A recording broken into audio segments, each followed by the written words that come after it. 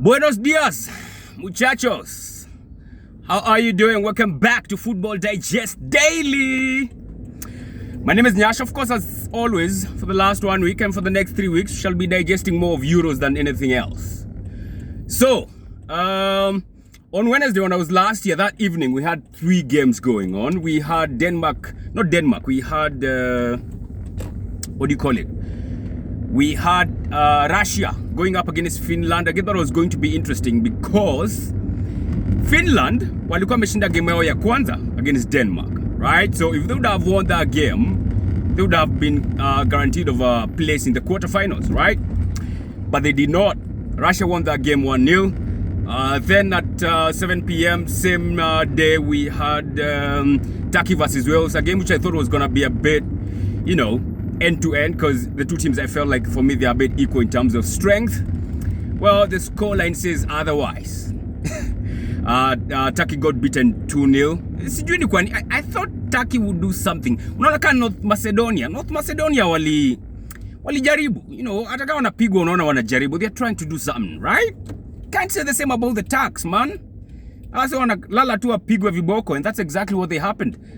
What happened to them when they played against Wales. That game ended 2-0 in favor of Wales. Could have been 3-0 kama Bale angekuwa more clinical with the pen that he got. Alipura huko juu kama fans, a bit crazy, did not expect that of Bale. But it is what it is. So Wales won that game 2-0. They now have 4 points. They stand a chance of actually going through to the quarters.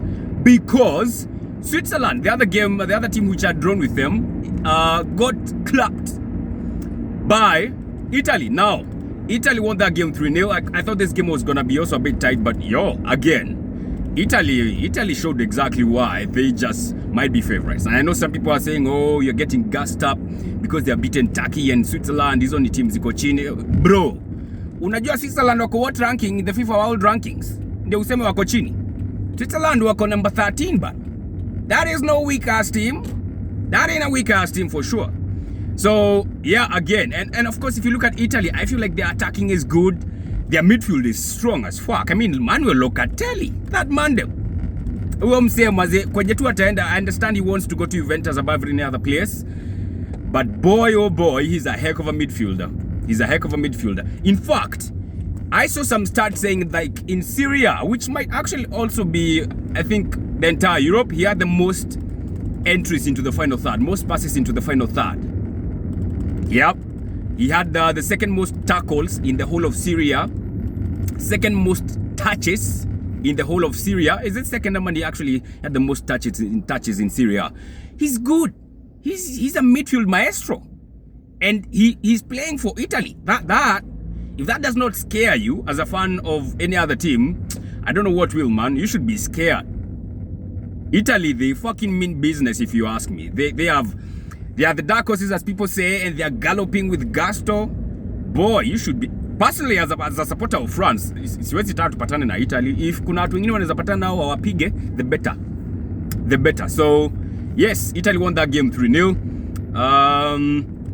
Then yesterday, at 4 p.m., we had... who was playing at 4 p.m., Jana? Who was playing at 4 p.m.? Let me see. Let's go on your game. Oh, Ukraine versus Macedonia. Yes. Ukraine won that game 2-0. A bit expected. Yarmolenko with the goals. Now they have 3 points. If they get a point or maybe win the next one, they might just go through. And the next one, they'll be playing against Austria. Yeah, so that's going to be interesting. Speaking of Austria were playing yesterday in the last game against Netherlands. Yeah, that game expected it to be a bit interesting. Trust me, it was interesting, but not that much. It was a bit dull. I mean, niliona Netherlands pia, wase wanaweza waget. Ukacheza game yako vizuri, Netherlands utawapata. Defensively, they seem a bit prone. I mean, ukipatana na team as strong as maybe Portugal or France or Italy, I think Netherlands wanaweza kuliwa viboko. They are not fully convincing. I mean, look at how they played against Ukraine. Conceded 2 goals. Yesterday, they did not concede a goal, but they were not that strong defensively. Kulikuwa na lapses in their concentration. You'll be thinking, if Austria were a bit more clinical, yeah, they would get something out of this. But Austria were not. They were not. The only shot nakumbuka by then ilikuwa dangerous from Austria. Ilikuwa ingine ilipigwa na Alaba, I think 80-something minute. Those guys were doing absolutely nothing in that game. Netherlands won the game 2-0. Memphis Depay with the penalty. Dumfries with the second goal, his second goal in the Euros. And it was set by Daniel Malen. That dude is quick. What? That dude is more fire. Who actually used to play for Arsenal. Kitambo. Now he plays for PSV Eindhoven. He had 27 goals last season, so he's quite clinical. I actually thought he was going to convert that one until he made the pass. Still won the game.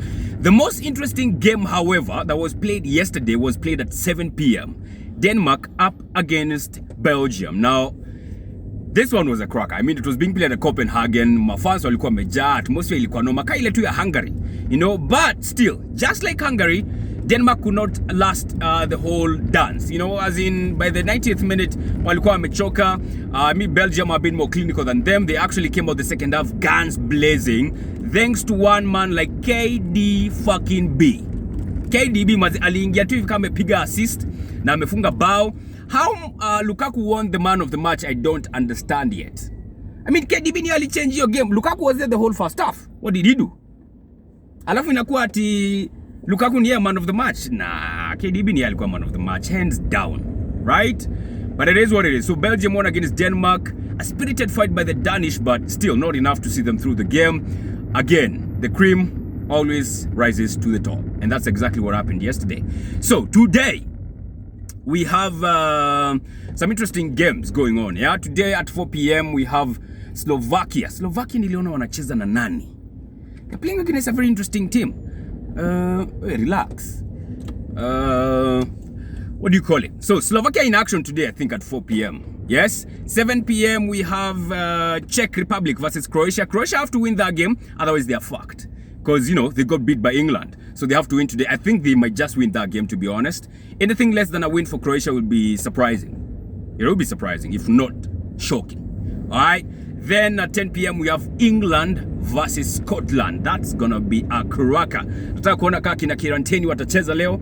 Ndio, you know, hitia apart England. Tuone atafanya nini. So that's gonna be an interesting game for sure. Now, the last time I was here, actually, the last time I was exactly where I am right now, on the road, I was talking about KPL. Now, AFC Leopards were supposed, or they were playing on Wednesday against Sofapaka, where if they would have won that game, wangeenda top of the Premier League standing, but wao ni nani? AFC Leopards waliamua kudonate points to Sofapaka, and they did not want to be, hawataki pressure ya kuwa top of the table. No, hawataki hiyo. They don't. They drew 2-2 against Sofapaka. Out of that, they're not going top of the standings. In fact, they're still below Tusker. AFC wako na mchezo sana. But the other side called KCB did not fumble. They did not. They were playing against Bidco United. They won that game 1-0. And guess who's top of the KPL standings right now? You guessed right. KCB. And like we all know, Ligi ya Kenya, mwenye anaenda Champions League next season, anakuwa determined on 30th or by 30th of June. Alright? Those are 3 matches away. Now, Tusker have to play Ulinzi Stars, they have to play Kariobangi Sharks, and they have to play Western Stima. The 3 remaining games for them, you know, by 30th June, by then ndio tujue kama wanaenda Champions League ama wana fumble tena. KCB have to play Kakamega Homeboys, Kariobangi Sharks, and Nzoia Sugar. So I'm thinking, oh my God, mazi KCB wako na a bit easier round of fixtures than Tusker. Can you imagine? KCB might just go for the CAF Champions League for Kenya. I mean, it's crazy, right? Absolutely insane. As a Tusker fan, I'll be absolutely offended if that happens. Yeah, because, I mean, you've been leading the table for so long, man. Tuna fumble deka ya mwisho, mwezi ya mwisho. Tukabakisha games nne. Now, come on. Hey, yo, Brewers, you gotta do something. Now, Gor Mahia, yeah, wamekuwa huko chini for long. Now they are 4th of the Premier League standings. In fact, they are 5 points away from the top team, that is KCB, and they have a game in hand. So wakishinda hiyo watakuwa 2 points away from the top of the table. So they might actually win the league. Because, well, CAF Champions League spots inakuwa determined by 30th June, but league yaishi hiyo time. Nope. So Gor Mahia bado wanaamka wanacheza kama wao. It's going to be interesting to see. KPL itakuwa fiti sana. The last couple of games, that would be dope. I'll be keeping a close eye on what's going to pop over there. Now, kuna issue ya Euros imekuwa ikihappen. No, players wanatoa sijui maji, wanatoa Coca-Cola Niliona pia Pogba and Locatelli pia alitoa Coca-Cola. Pogba alitoa Heineken. Now, it's all fine and dandy because, these are sportsmen. They don't do such drinks, right? Especially when they are being active. But as a sponsors, I would be asking, if I was Coca-Cola or Heineken, naweza kuwa nikipeleka UEFA mbio mbaya. I'm the goddamn sponsor. Nimetoa millions huko alafu this is the shit that I'm getting? Nah, that's gonna... I cannot entertain that. I am sure Coca-Cola and Heineken wanauliza UEFA some serious questions on what exactly is going on. That's why UEFA had to make a statement telling the players, chezeni chini bado. And they were particularly concerned with the teams, telling the teams like, you have contractual obligations towards the tournament sponsors. That shiznit of kutoatoa sijui drinks kutoka kwa meza, it cannot go on. It cannot go on. UEFA had to make a statement, and they did make a statement. Alright, so let's see if it's gonna change. Ama players wataendelea kucheza kama wao kutoatoa hizo maji and nini and what not. Yeah, apparently ile ya Cristiano ili coincide na a drop of shares for Coca-Cola. Whether he's directly responsible, that's another story. Alright, Euros, no. Transfers zimekuwa zikigo down. Alright, we all know the transfer window is open. No team has been more mentioned over the last week than Arsenal. Now Arsenal is going crazy. You might think deadline day is 3 days away. Arsenal kila mahali. So Ben White made a bid for him for the Monday. He's English, centre back, versatile, can play as a right back and a CDM. Made a £40 million bid to Brighton. It was rejected. We apparently going back for another deal because we seem like totally interested in the guy. We also made another bid that was rejected to Lokonga, central midfielder who plays for Anderlecht. He's Belgian. Actually, amekwa tu on the sideline by Belgium just in case anything happens. He might be called up. I don't know if that's too late or he might still be called up, but yeah, Arsenal made a bid. It was rejected. We shall apparently be going back with another offer. All right. Tottenham just can't get a coach, can they? I mean, it's so bad for them. Hadi kitia coach kwa daga utikona cobwebs. Honestly, it does. Ikona cobwebs. I'll share the picture. So they started off with Eric Hunter, gama itangwa aje yule wa Ajax. Akaambia actually Ajax slapped a contract extension on top of him just when he was being linked to the move to Spurs. I was like, yes, that's what's up. Spurs ni shit. So they went back again. Tukasikia mara Pochettino anatoka PSG. Because of flurry of Zidane kutoka, Conte kutoka. So Pochettino was like, hey, he was being linked to the move back to Spurs. Ikagoof. Then they went now to Conte. They want now Antonio Conte, which kind of scared me, to be honest. Because Conte mare. Then Conte akaambia, Spurs still full of shit. You're the least admirable club in London. I can't come to such a place. Akawatoka. Then they went to a guy called Fonseca, who is former AS Roma coach. Kakani kaundi atakuja next. Ikagoof. Now they are going to Gennaro Gattuso. Na clutch at straws. Man, I would hate to be a Spurs fan right now. Thank God I'm not a Spurs fan. Yeah, it's terrible to be their fan right now. So, they just can't get a coach, can they? And that's exactly what's happening on their end. So, transfer, you can overdrive, of course. As the Euros go on, the transfer window is still got them open. So, we shall be keeping another close eye on that one. All right? So, that's all we have. Today, we have some interesting games at 4 p.m.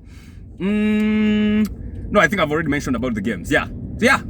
So that's all we have to digest today, man. Don't forget every Saturday to catch the Mandem on the score. That is on Kiss 100 from 3 to 7 p.m. I'm now a fully fledged member of the cast. Alright? So be sure to catch up a nigga that point in time. Have a fantastic weekend. Have a fantastic Friday. God bless and take care.